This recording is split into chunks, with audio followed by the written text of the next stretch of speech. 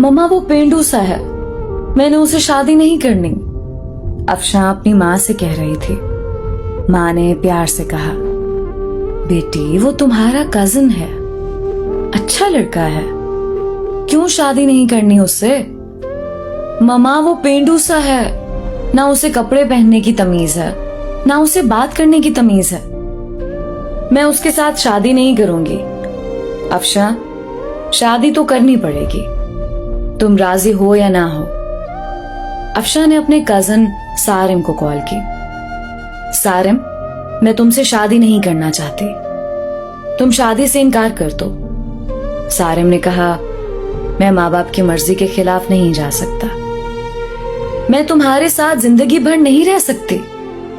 ठीक है, तुम खुद इनकार कर दो फिर, मैं तो कुछ नहीं कहने वाला।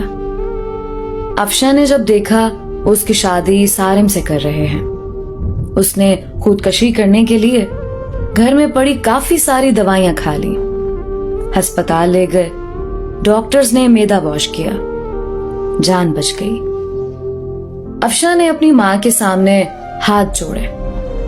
मम्मा मुझ पे रहम करो, मैं उस जाहिल इंसान के साथ नहीं रह सकती, वो भी गांव में। मां ने कहा, बेटी सोच लो, हम सब जानते हैं सारिम बहुत अच्छा लड़का है, क्या हुआ जो वो इतना पढ़ा लिखा नहीं है, वो गांव में रहता है तो, लेकिन वो लड़का अच्छा है। अफशां के ना चाहते हुए भी उसकी शादी सारिम से करवा दी गई।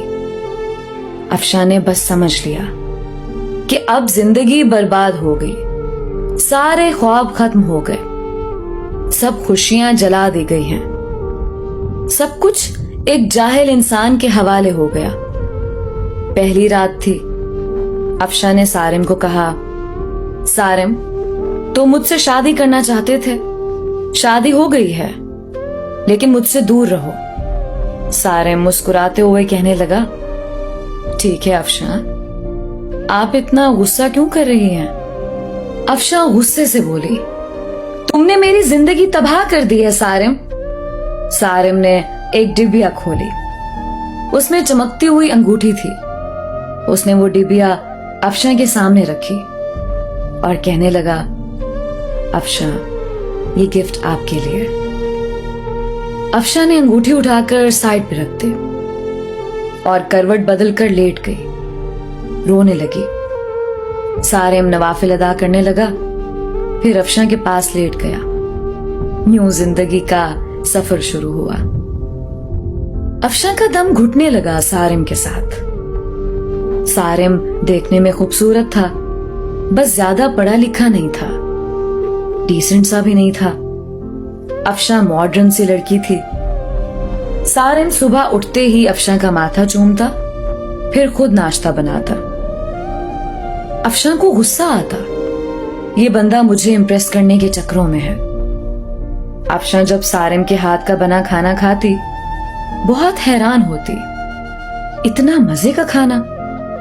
सारिम रात को थका हारा आता, अफशां बस खामोश सी अपनी दुनिया में गुम सी रहती।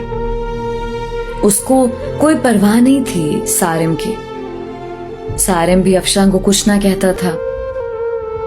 घर आकर खाना बनाता, अफशां को खाना देता। अफशां पत्थर दिल थी शायद, ना घर की सफाई करती, ना वो सारिम के कपड़े धोती। सारिम अपने काम खुद करता। साल गुजर गया।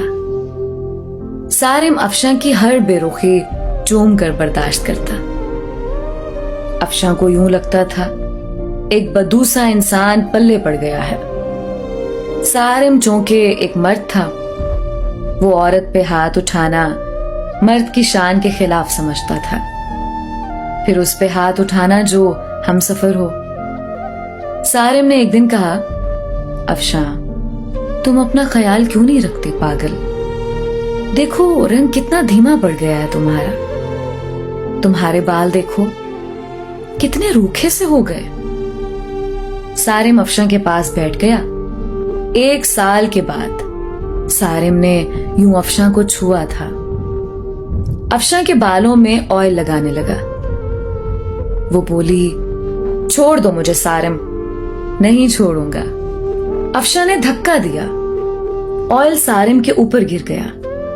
अफशा जाने लगी उठकर। सारिम ने बाजू पकड़ा, पास बिठा लिया। मुस्कुराते हुए कहने लगा, अफशा, मैं यूं ऐसे आपको नहीं देख सकता। मेरा बाजू छोड़ो सारिम, मुझे दर्द हो रहा है। सारिम ने पास बिठाया। अफशा के सर में ऑयल लगाना शुरू किया। सर में ऑयल लगाया, फिर चेहरे पे स्क्रब करने लगा। अफशा खामोश बैठी। सारिम ने मुस्कुराते हुए कहा, चुड़ैल जाओ, अब शावर लेकर आओ और पिंक ड्रेस पहनो। मैं तुम्हारी फेवरेट बिरयानी तैयार करता हूं। अफशा हैरान थी, इतनी बेरुखी पे भी इतना प्यार करता है सारिम। अफशा शावर लेकर आई। आज चेहरे पे अजीब सी चमक थी। अफशा ने अपनी दोस्त को कॉल की, यार सारिम ने ऐसे किया मेरे साथ। उसकी दोस्त ने कहा, सारिम अच्छा इंसान है, उसकी कदर करो। अफशा बोली, वो मुझे इम्प्रेस कर रहा है। उसकी दोस्त ने कहा, अफशा, किस्मत वालों को ऐसे मर्द, ऐसे हमसफर मिलते हैं। इतने में सारिम ने आवाज लगाई, जहां पनाह, खाना तैयार है, आ जाओ। अफशा मुस्कुराने लगी। आज बिरयानी से मजे की खुशबू आ रही थी। अफशा ने खाना शुरू किया। इतने मजे की बिरयानी थी, उसका दिल चाहा तारीफ करे सारिम की, लेकिन खामोश रही। खाना खाया, कमरे में सोने चली गई। सारिम ने बर्तन उठाए, वॉश करने लगा। बर्तन वॉश करके सारा दिन का थका हारा बेड पे पड़ा सो गया। सुबह उठा, अफशा को उठाया और बोला, अफशा मेरी जान, नाश्ता तैयार कर दिया है, कर लेना, मैं जा रहा हूं। और हाँ, आज तुम्हारे लिए गिफ्ट लेकर आऊंगा। रात को सारिम घर आया। हाथ में एक गुलाब का फूल था। अफशा गार्डन में कुर्सी पे बैठी थी। हल्की सी हवा चल रही थी। शाम का वक्त था, हल्की सी रोशनी थी। सारिम घुटने के बल बैठ गया। गुलाब का फूल अफशा को दिया। मुस्कुराते हुए कहने लगा, हैप्पी बर्थडे अफशा। अफशा चौंक कर बोली, तुमको कैसे याद है मेरा आज बर्थडे है? हमसफर हूं आपका अफशा। पेपर्स निकाले एक लिफाफे से। अफशा का हाथ पकड़कर कहने लगा, जानती हो ये पेपर्स किस चीज के हैं? अफशा का दिल धड़कने लगा। क्या है ये सारिम? ये हम दोनों की खुशी है अफशा। बताओ सारिम, ये क्या है? वो प्यार भरे लहजे में बोला, ये हमारे नए घर के पेपर्स हैं। मैंने नया घर लिया है और तुम्हारे नाम किया है।